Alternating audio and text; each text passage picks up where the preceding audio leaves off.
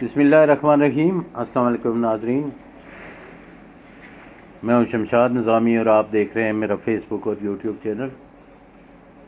ناظرین، لاکھوں کروڑوں درود و سلام حضرت محمد مصطفیٰ صلی اللہ علیہ وسلم پہ،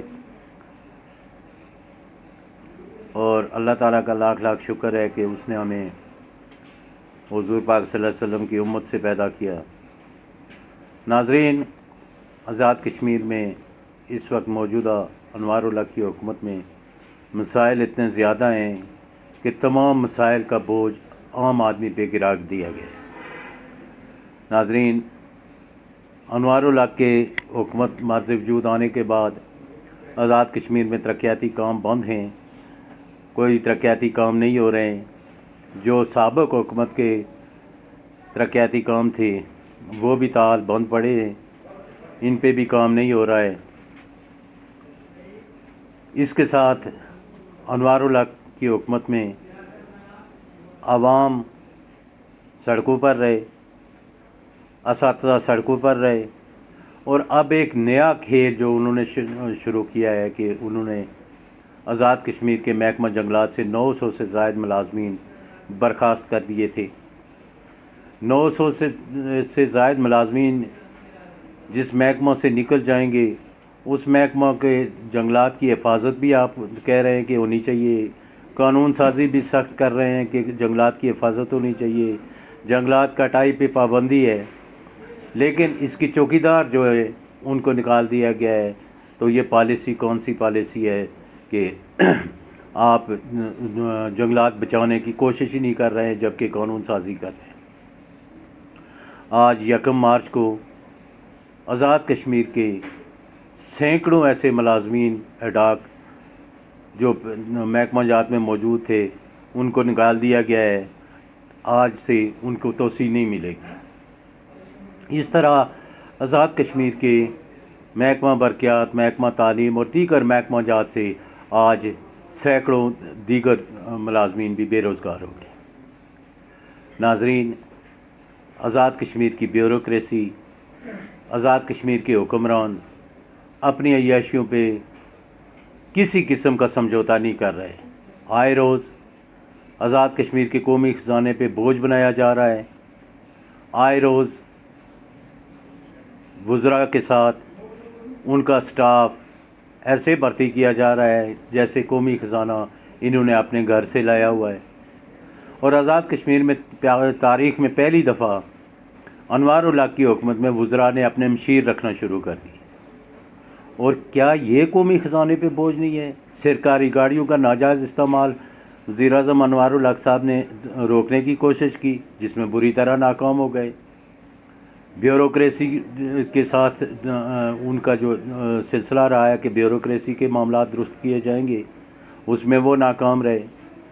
عوام کو اس دور حکومت میں آٹا نہیں مل رہا ہے۔ آٹا ضروری چیز ہے جسے کھائے بغیر انسان رہ نہیں سکتا۔ لوگوں کو آٹا نہیں مل رہا ہے۔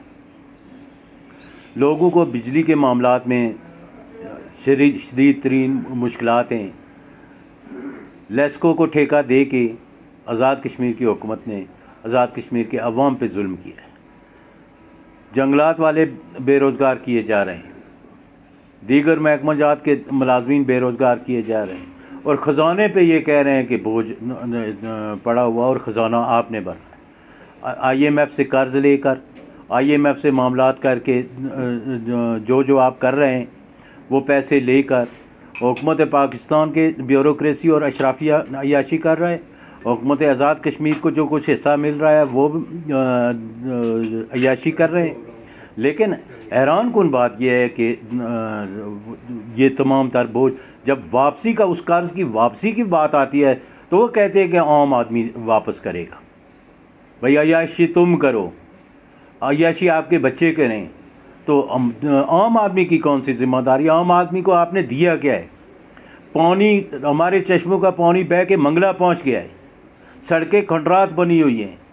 جو منصوبے حکومت کی ذمہ داری ہے، روٹین کے منصوبے، وہ حکومت روک کے بیٹھی ہوئی ہے۔ بلدیاتی نمائندگان کا اختیارات آپ کے جو 53 ممبران ہیں اسمبلی میں بیٹھے ہوئے، آپ سلب کر کے بیٹھے ہوئے ہیں۔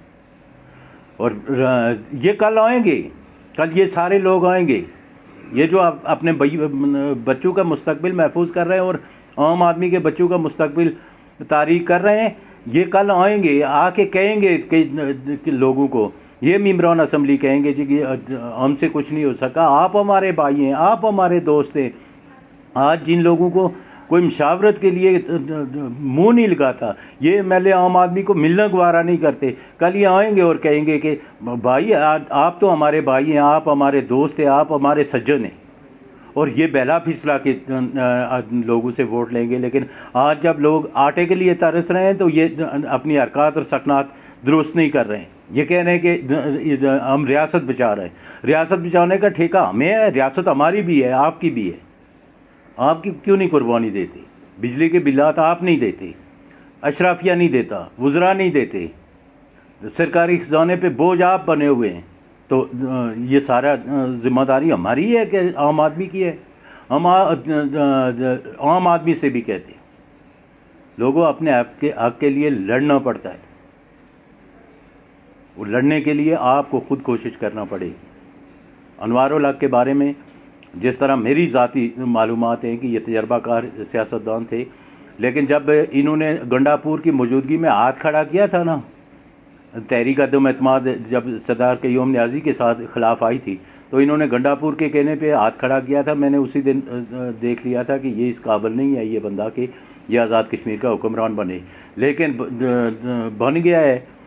اور آزاد کشمیر میں مسلم لیگ اور پیپلز پارٹی دونوں ہی سب پسند نہیں کرتے، لیکن دونوں ساتھ بیٹھے ہوئے ہیں۔ انوار الحق کی حکومت نون لیگ اور پیپلز پارٹی کے کارکنوں سے برابر انتقام لے رہی ہے، لیکن وزراء بھی ان کے وہاں بیٹھے ہوئے ہیں۔ ان کی کوئی سمجھ نہیں ہے، ان کو خود نہیں پتہ ہے کہ ہم کس کے کہنے پہ ووٹ دے رہے ہیں اور ہمیں دینا بھی چاہیے یا نہیں دینا چاہیے۔ ناظرین، عوام کی ان ملازمین کی، جنگلات کے ملازمین کی اور دوسرے یہ جو ملازمین آج فارغ کیے گئے ہیں 1 مارچ کو، ان سب کی حکومت کو لے ڈوبے گی، اس لیے کہ دوسروں کا بھلا کرنے کے بجائے حکومتیں خود عیاشی کریں اور غربا اور مسکینوں میں اضافہ کریں، لوگوں کو سہولت نہ دیں، تو وہ زیادہ دیر آفات سماوی کی طرح آئی حکومتیں زیادہ دیر برقرار نہیں رہتی۔ مجھے دیجیے اجازت۔